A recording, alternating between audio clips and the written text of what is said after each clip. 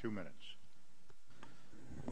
Thank you, Mr. Chairman, for holding this important hearing. And again, we'd also like to thank the witnesses and the victims who have come forward with their stories and with their rights to be made whole in different ways.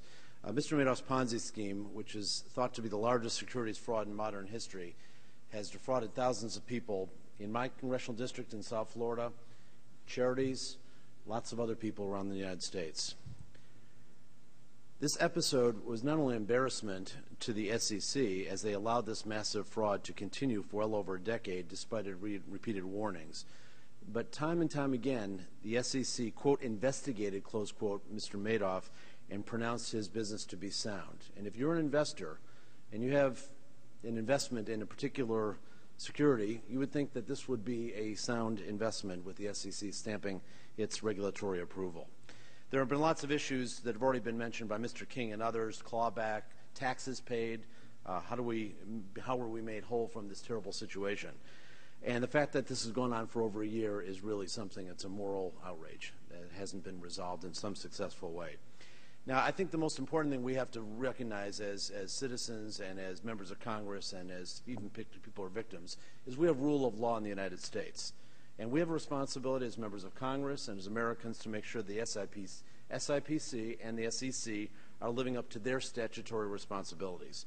Ensuring that the Madoff victims receive some protection from the government is important in restoring confidence in our entire investment system. Yet some investors, we know that were complicit, and they should be prosecuted to the fullest extent of the law. Yet others, and most others, were not.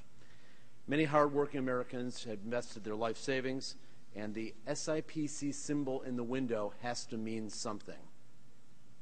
The SEC repeatedly gave Madoff a clean bill of health. Investors relied on this analysis, and the SIPC symbol, as I said, has to mean something when you move forward and you make an investment in the United States system. To go after these investors who lost everything now violates most people's sense of fairness on a consistent level. How can they be held to a higher standard than professional analysts at the SEC? Irving Picard has determined that investors who have drawn more money out of the account than originally put in are not entitled to full SIPC coverage. And further, the trustee can claw back money from them. And again, I see an inconsistency in interpretation here which needs to be resolved.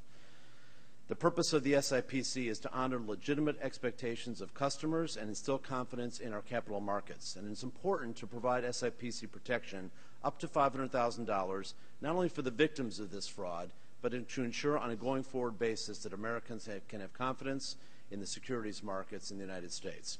I look forward to the testimony and a productive discussion and an appropriate conclusion. Thank you, Mr. Chairman.